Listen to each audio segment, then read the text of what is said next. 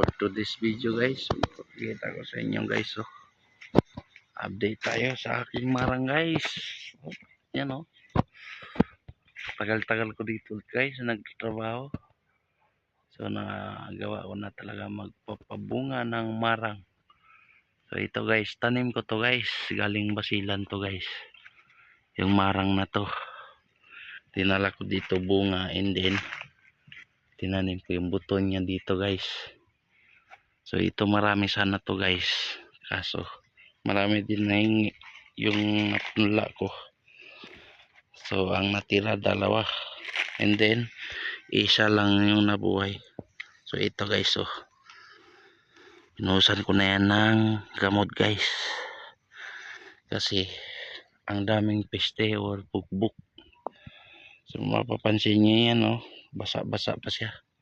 Kaka-spray ko lang. Yung simbus. Saka ano.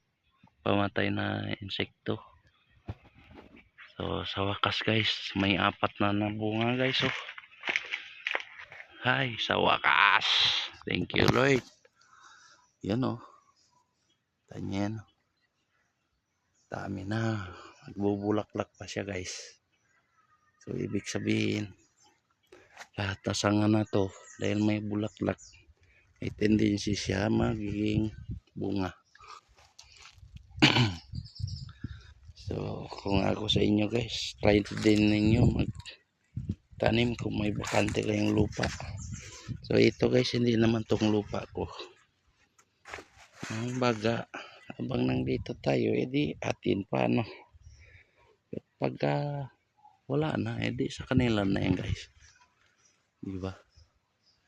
Habang nandito tayo makikinabang tayo, pero pag wala na, sa kanila na yan guys. So nakatulong na tayo guys. So hanggang dito lang guys, and thank you for watching. Bye bye.